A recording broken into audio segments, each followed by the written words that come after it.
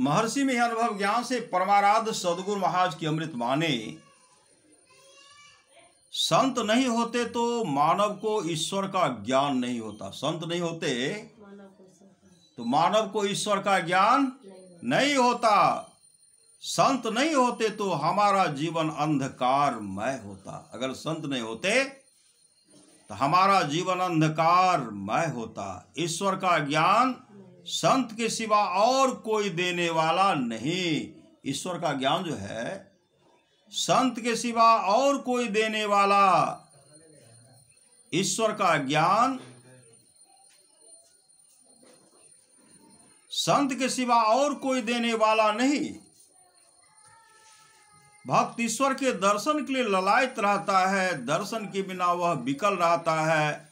यह भाव जिसके हृदय में है वही भक्त है। यह भाव हृदय में रखना चाहिए।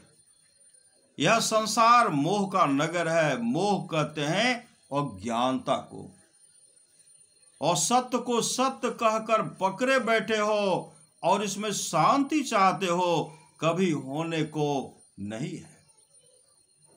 जो साधन करे उसको ये अनुभूति अपने अंदर में प्रत्यक्ष होगी।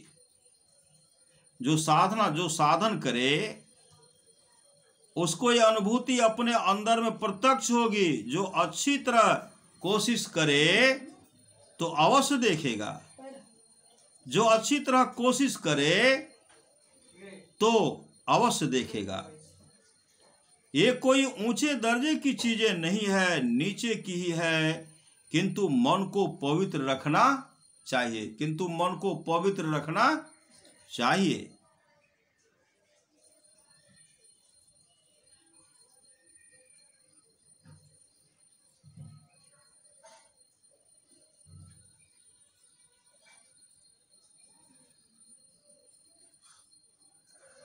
किंतु मन को पवित्र रखना जरूरी है।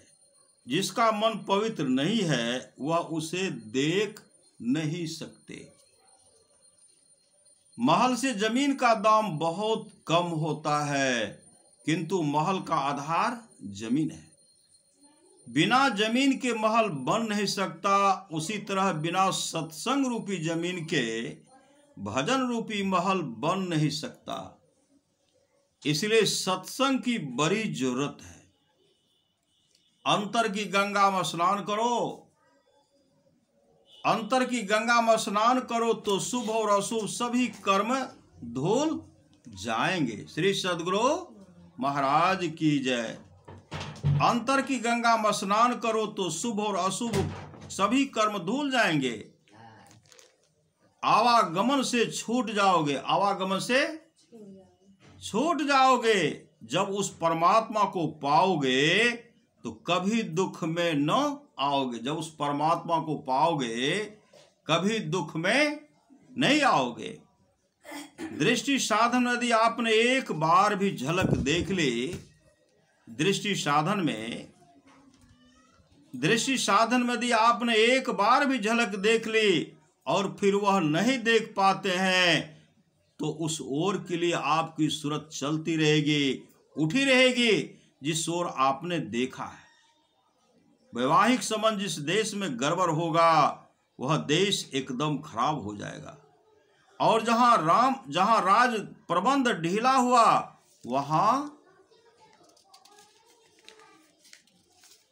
दूसरे आकर बैठ जाएंगे। वैवाहिक संबंध के लिए अपने कुल में जैसा व्यवहार है उस तरह बरतें। इस तरह जो बरतते हैं वे ही ठीक सत्संगी और सत्संगिनी है। शरीर के 9 द्वारों में एक भी द्वार ऐसा नहीं है जिसमें शरीर के 9 द्वारों में से एक भी द्वार ऐसा नहीं है जिससे शरीर से छुटकारा मिले, मोक्ष मिले। ये सब द्वार भीतर से बाहर जाने का है। और वह द्वार जिससे भीतर प्रवेश कर सकते हैं 10वां द्वार है। ये दोनों आंखों के बीच में है। इस शरीर रूपी तालाब में परमात्मा रूपी निर्मल जल है। यदि माया के पर्दे को हटा दो तो परमात्मा का दर्शन होगा। जिसको देखना चाहो उधर अपनी दृष्टि को ले जाओ।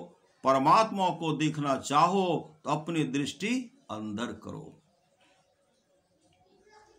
संतों ने कहा, दाएं गंगा, बाईं यमुना और बीच में सरस्वती की धारा है।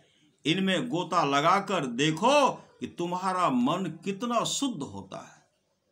जो उस स्थान पर अपने मन को डुबाता है, तो जितनी देर मन डूबा रहता उतनी देर तक विषय वहां जा नहीं सकता। इसलिए यह सबसे उत्तम तीर्थ है।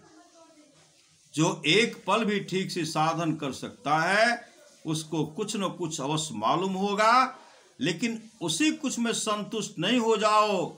संतुष्ट होने से जो आगे मिलना चाहिए वह नहीं मिलता। इसलिए और भी अभ्यास करो और आगे बढ़ो। ईश्वर का प्रेमी वह है जो अंदर में प्रवेश करके परमात्मा का प्रकाश पाता है। ईश्वर का प्रेमी वह है जो अंदर में प्रवेश करके परमात्मा का प्रकाश पाता है। उसको परमात्मा से संबंध लगता है। जहां प्रकाश रहता है वहां शब्द रहता है। प्रकाश नहीं रहने पर अंधकार में भी शब्द होता है।